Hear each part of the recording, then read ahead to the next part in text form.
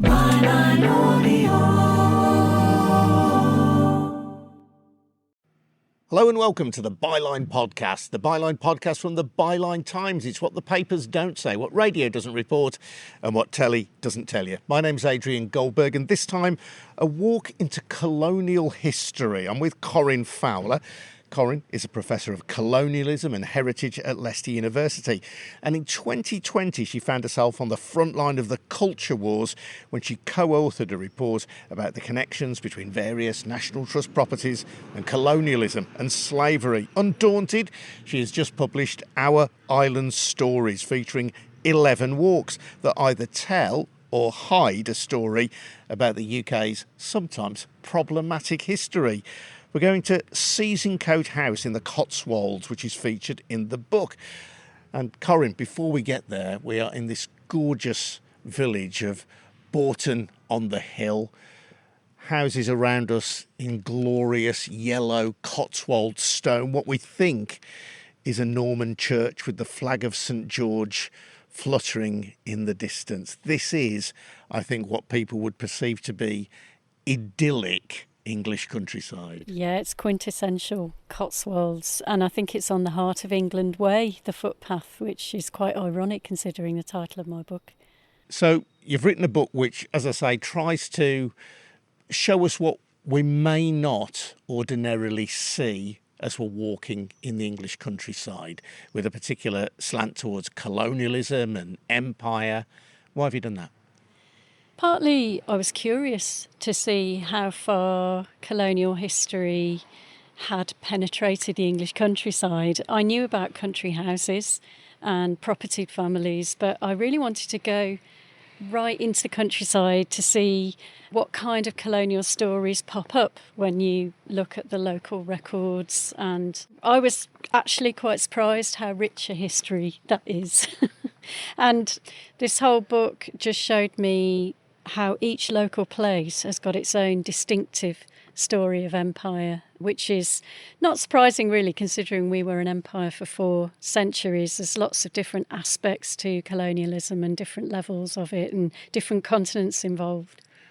I know from reading your book that Seasoncote, where we're headed, is very obviously linked to colonial history, and we'll talk about that when we get there. But what are the other places that you've been to that feature in the book that speak of empire to you and which have most captivated you? I think one of the places that surprised me most is where I did the tobacco walk, which was around Whitehaven in Cumbria, right on the edge of Cumbria, because that colonial history is so rich and so multi-layered, and there were so many people of African heritage living there at the time that some of these places were more multicultural then than they are today. And that tobacco story is incredibly strong and accounts for a lot of the development in the town, the beautiful Georgian houses, the transatlantic port, which was built on to the docks there. But one of the ones that surprised me the most was my enclosure walk in Suffolk and Norfolk, because of the link between slave ownership and land ownership, and the fact that a lot of slavery wealth was then spent on acquiring land and throwing people off the common land. And the enclosure story has been seen as a domestic story, but it's actually a really important part of the slavery system, and it affected local people, not in anywhere near as severe a way as enslaved people, but it did mean that they lost their right to graze their cattle or their livestock or hunt rabbits or whatever they did in the common land. So that's a story right across the country. It's really interesting when you look at it close up and you see how it affected people at the time and how all the footpaths were closed off, and even now you have to walk the long way round. So it really did change the countryside for good, but it also was very keenly felt by some of the local people there too. And you mentioned the link between tobacco and Whitehaven. For people who've not yet read your book, just explain that. It's because at first Whitehaven was the place where coal was exported, mostly to Dublin, But then as people started turning their attention to the Atlantic Ocean and the fact that if they built bigger ships, they could start trading in tobacco. And so many people of Whitehaven owned tobacco plantations. They owned land in Virginia and Maryland, were importing it. They built a bigger customs house to accommodate it. So tobacco was very important to secondary investments in other industries. So, for example, tobacco clay pipes, snufferees to process the tobacco, glassworks, very poor quality glass, but there you are.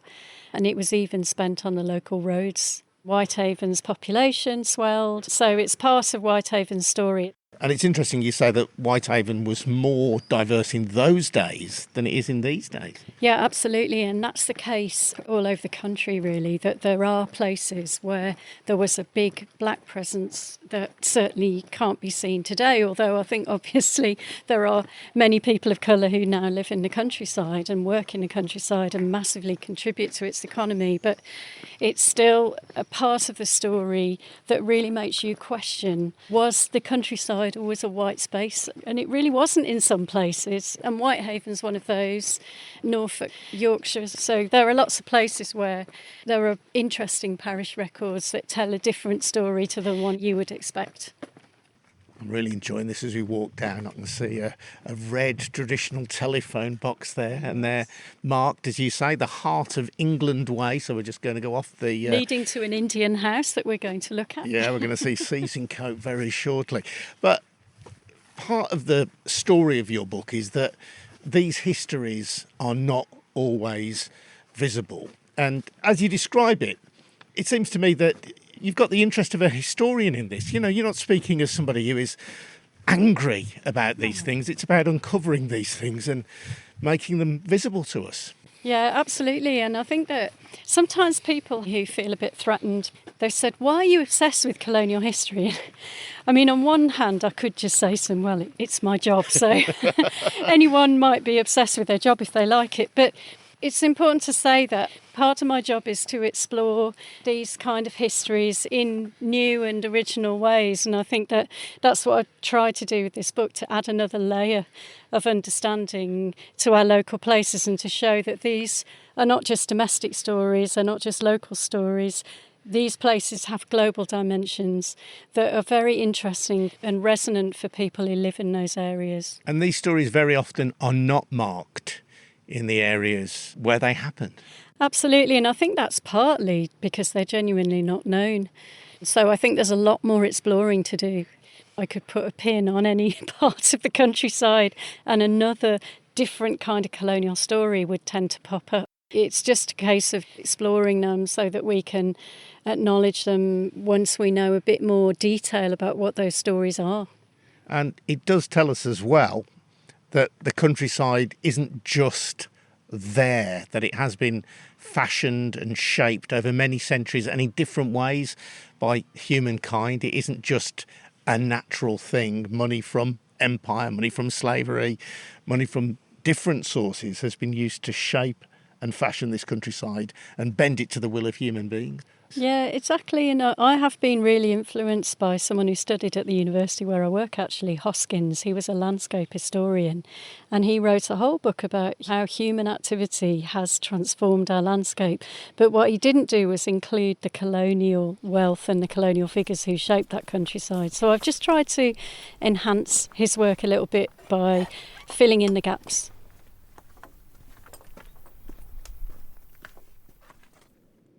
Well, we've just stopped to have a breather now, Corinne.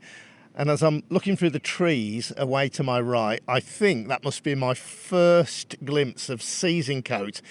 And what a remarkable building, because in many ways, from this distance, it looks like a traditional English stately home. But on top is an onion dome, which is very unusual in this part of the world. Is it an onion dome?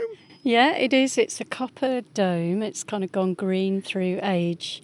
And you get this sort of idea that the house is not quite a classic stately home. You can see that it's built in that honey-coloured Cotswold stone. It's got those large stately house windows. But it's a Mughal palace. really. And that is an Indian Mughal feature. I love the way it house. reveals itself as well, though, because here we are, and there's just a gap between the trees there, and you can see it just a little tantalising glimpse of what's to come before we go around the corner. Yeah, and when it comes into full view, you can see quite how Indian it is, especially if you start walking around it. Come on.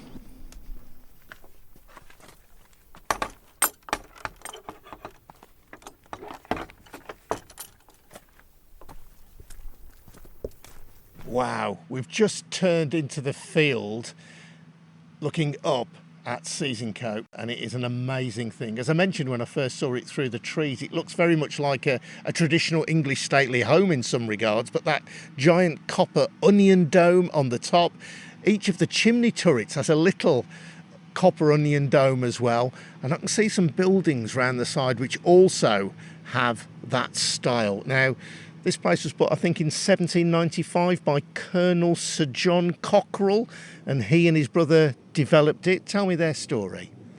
As you can see, yeah, there are many Indian features to this house. There's a whole pavilion around the corner. It's just so beautiful.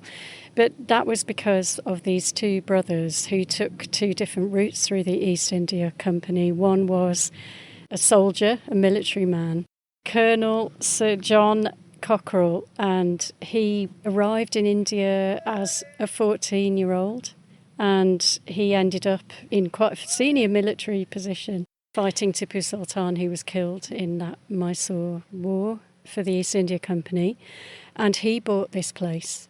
But his brother, Sir Charles Cockerell, took a very different route through the East India Company. He was a financier, a man of money. He helped people to repatriate their Indian wealth back to Britain, and Charles Cockerell was the one who commissioned the Indian design for this house. So this is a very rare story of the British countryside's colonial history being made apparent. This is colonial countryside that you can see, as it were. So John fought in a war for the East India Company, but as many people will understand, effectively the East India Company was the British state at arm's length, really. It was doing the bidding or serving the interests of the British state, and that was a war to seek economic gain, seek economic advantage, to plunder India. Yeah, and to fight colonial wars and to conquer territory, to collect taxes, although the British state actually found it quite hard to control the East India Company because people were out there to make money, make no mistake. And they sometimes didn't return all the money that the state wanted them to. Well, there were all kinds of corruption stories, major corruption stories, some involving East India Company men who lived in this area, because East India Company men liked to settle nearby one another. So a few miles away from this house was the home of Warren Hastings, who was the governor of Bengal, effectively a pre-viceroy of India, really important figure who was quite close to this Cockerell family. So John died only a few years after returning to England, but Charles took up his work then, and he was responsible for commissioning his brother to design this amazing place, and also asked Humphrey Repton to landscape the area. And again, there's an Indian influence at work in the landscaping here. Yeah, well, the thing was that British architects in the 18th century didn't generally know what Indian buildings looked like, so they had to rely on East India Company drawings to see the kind of things that would give the house an Indian look. So there's a combination of lots of different Indian architectural styles drawn from Muslim architecture, from Hindu architecture, from Sikh architecture, all combined in the same house. Just shows that these currents of multiculturalism, which are evident in this building and in these gardens in the 18th century, they partly explain how Britain is today. Absolutely, they do. But this case is different because it is very apparent that this is Indian wealth, whereas a lot of the quintessential Arcadian pastoral scenes that you see in Britain, these design landscapes around country houses, are actually paid for with imperial wealth, but it's not obvious because it's that kind of typical style that you associate with the landed gentry, really. Let's have a walk up. It says to me as well that the Cockerells, perhaps unlike some of the other people who are involved in colonialism, at least had an appreciation of what they'd seen in India. Clearly, they were involved in a rapacious war and they were involved in plunder, but there was also a recognition that India had something else to offer besides just money and wealth to be stolen. Yeah, I think there was, especially with their friend Warren Hastings, a genuine interest in religious writing, in writing introductions to translations of religious texts, and a good knowledge of Indian languages amongst them. And they were immersed in this very high culture Indian court as well. John Cockerell was, when he arrived. Oh, I'm getting breathless because this is quite a steep hill as we walk up to the house here. And yeah, I think if you look at the letters, you can see that it was about money for the brothers. They were kind of obsessed with commerce and business, really, in their letters. But even so, I think there was an attempt to learn languages and so on. We've come to a mini ha-ha, so I don't know if you're intending to jump across. I think we'll have to go over to the end. Yeah, ha-ha is just sort of a dip in the land, isn't it? And then there's a little wall in front of it. Wow. Let's just stop here and look at this. So this is a wing of the house. It's sort of joined to the house but comes away from it. I mean, it almost looks like a mini mosque. There's what appears to be a minaret on top. That one's not copper, that is stone. A giant window in what I would recognise perhaps as the Moorish style. And if that building was in India, it would not be out of place. No, it absolutely wouldn't. It's really, really beautiful, elaborate architecture. And it has to be said also that Charles Cockerell used to sleep under a tent like the Indian rulers, which was a kind of irony because in a way it was a reference to the India which he loved and knew, although he hated it in some ways. He didn't want to go back because his health suffered and it was hot and difficult life and so on. But at the same time, he was responsible for funding the war that led to the demise of Tipu Sultan, the great ruler. So, there's a kind of loads of ironies to that in a way Charles Cockerell was emulating the Indian rulers by sleeping under this tent in this English country house. So it's sentimental on one hand, and on the other hand, he's using the money to sleep under this tent, having destroyed, a major Indian ruler who hated the English. And I'm looking over here at the window of this pavilion. It fans out like a peacock tail. It does. It's really, really beautiful. And it must have cost a lot of money. In fact, I think Charles Cockerell, rich though he was from his Indian wealth, actually struggled for money because this cost more and more and more. It was one of these projects that had mission creep. But it is an incredible setting and important because it does rarely, for adventures in British colonialism, kind of bring the colonialism home. Yeah. And nobody looking at this place of that time could be in any doubt about the influence of empire and the East India Company. Absolutely. But the strange thing about it is that many East India Company officials who returned home with their Indian wealth were actually slightly ashamed of it and tried to disguise it because people were very suspicious of them because they thought, oh, these people are corrupt, this is this strange foreign money. There was a lot of prejudice against people like the Cockerells at the time. So I don't know whether it was an act of defiance and saying, well, I'm just going to show where my money came from and I'm going to celebrate it, or whether it was just because he genuinely appreciated the architecture. And he did produce a really aesthetically beautiful house. A lot of people who worked for the East India Company lived out there for years. They were men, almost exclusively men, and will have had children with local women there. Sometimes they disowned them. Sometimes they might have set up trust funds effectively for them.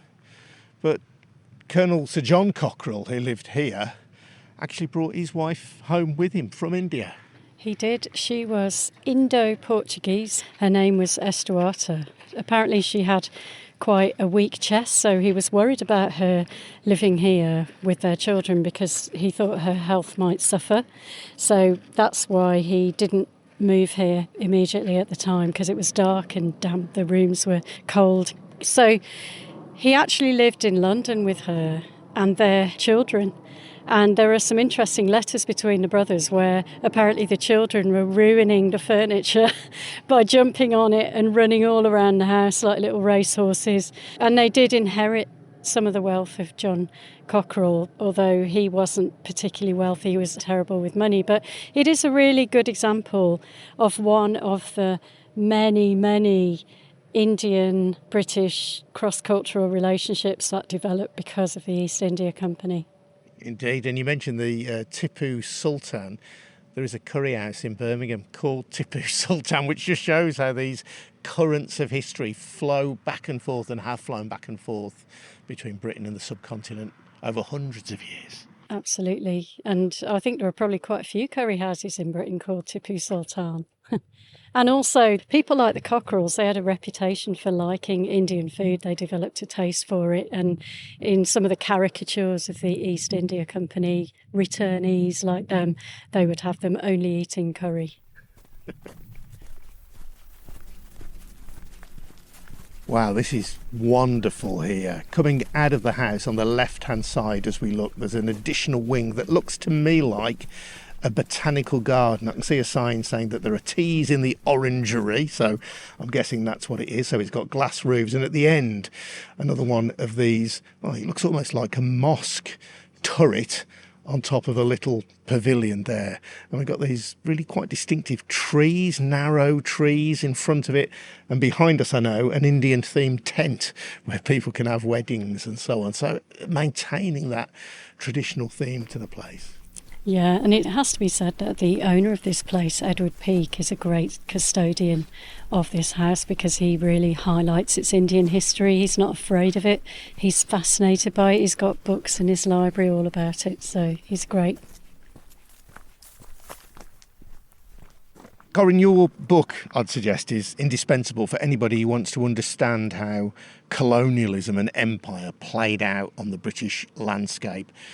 When you started working for the National Trust and were part of a publication in 2020 which talked about the colonial history of National Trust properties, you were subject to some really vicious attacks simply for daring to suggest that Britain had a colonial past and that it had funded some of what we see in the National Trust properties. Yeah, all it was, that report was just an audit of already published research by experts in the field about various National Trust houses and how they're connected to the history of the British Empire. And it is history. That's the point, isn't it? It's not made up. It's not made up. It's not invented. It's not lecturing anybody. It's just talking about what that history was in relation to a third of those National Trust properties. And yeah, there was an onslaught. It was really politically driven.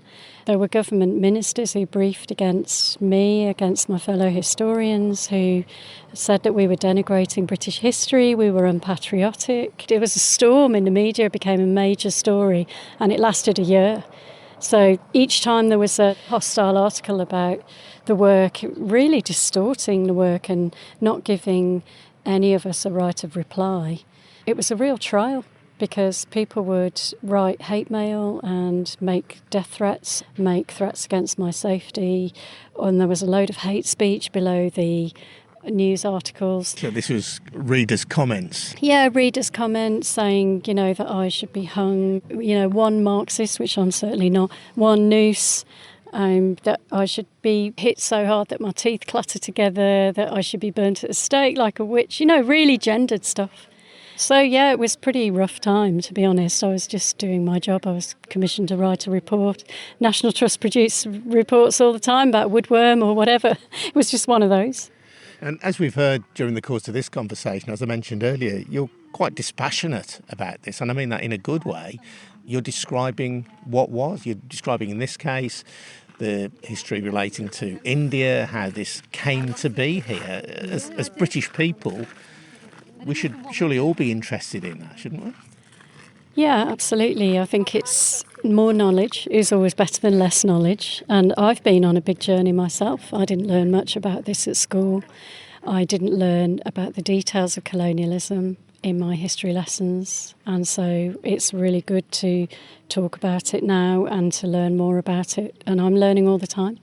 Such a comparison, listeners to this podcast may know that I'm of German Jewish heritage and my grandparents were killed in the Holocaust, and since World War II, Germany has, I think, very bravely and correctly addressed the wrong of the Holocaust, and it's still something that is at the forefront of discourse in Germany today. Now, I'm not directly equating the Holocaust to the British Empire, but the British Empire, by the nature of being an empire, did things of which people today would be no doubt ashamed and embarrassed. All of the surveys that I see suggest that a majority of British people are proud of the British Empire. Do you think really that's what your research threatens, a misplaced sense of pride in what empire did and what it was? I think extreme pride in empire is definitely misplaced. The British Empire was based on violence, coercion. It was extractive of raw materials. It created unequal terms for trade. It was a really aggressive enterprise on many, many levels. And the more you know about it, the more you realise it was very coercive. There was a major anti-colonial struggle across the empire. Now, that does not imply that people were happy with being ruled and conquered at the time. And so I try to produce history which is not sanitised, but leaving people to look at the facts and judge them for themselves. Corinne Fowler there, and Corinne's book, Our Island Stories, Country Walk Through Colonial Britain, is out now. I'm Adrian Goldberg. This has been the Byline podcast. If you've enjoyed this, well, don't forget we've got loads of other great content over at bylineaudio.com. I can particularly recommend Utter Bollocks with Otto English and John Mitchinson. A bit like Corinne, they're into myth busting and they do it in the most funny and most piercing way. So do head over to bylineaudio.com and download an episode of Utter Bollocks. And just to say as well, if you want to upgrade to premium, you get additional content with that and our other podcasts, and you get an ad-free version of this podcast as well. So go on, bylineaudio.com is the place to go. This episode has been produced in Birmingham by me and Harvey White. We'll see you again very soon, but for now, thanks for listening. Cheers. Bye-bye.